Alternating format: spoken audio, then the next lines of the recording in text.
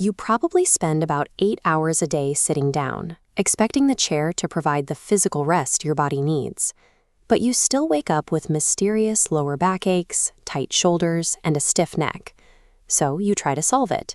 You buy an expensive ergonomic office chair, or you pause every few hours to do those temporary seated spinal twists.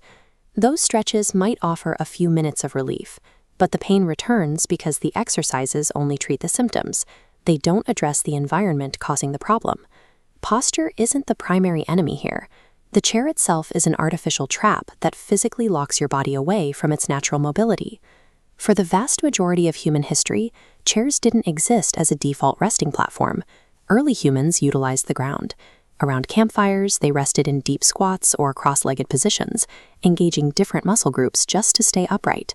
The chair was originally a status symbol designed to elevate rulers. It was built for prestige, not for the realities of human anatomy.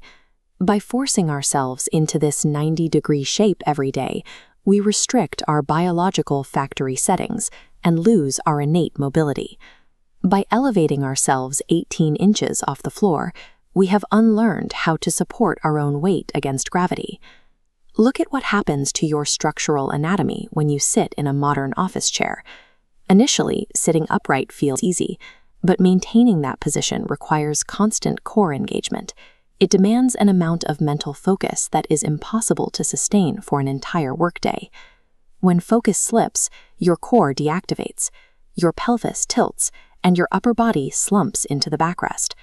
Gravity pulls your head and shoulders down, funneling your entire weight into one concentrated zone at the base of the spine. For heavier individuals, this load increases significantly. The extra mass compounds the pressure on that single point, stressing the tailbone every hour you remain seated. The chair creates a single-point failure, concentrating the full force of gravity onto one of the most fragile parts of your skeleton. Now, consider the change in load when you move from that chair to the floor. Without a backrest to lean on, gravity forces your body to react.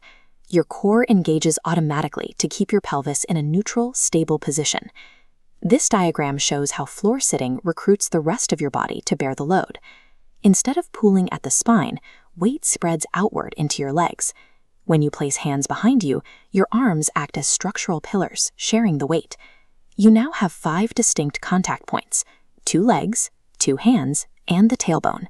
Mathematically, this division of labor significantly reduces the pressure on your lower back. By spreading the load across these points, you transform your body into a stable, self-supporting structure. This shift also changes the dynamic movement required by your daily routine. Standing up from an 18-inch chair requires very little effort. Over decades, this lack of resistance contributes to the loss of muscle in our legs. But getting up from the floor forces you to execute a full body weight squat. You are lifting your entire mass every time you move. This creates a hidden gym routine. You build muscle preservation directly into your life without needing a dedicated workout. Resting on the floor acts as an unconscious workout, preserving baseline strength during your downtime. In Japan, people of all ages comfortably utilize this biomechanical advantage as a lifelong habit. These environments are purposefully built without chairs, ensuring occupants stay active and engaged with the ground. Addressing chronic back pain doesn't have to mean endless stretching or medical intervention.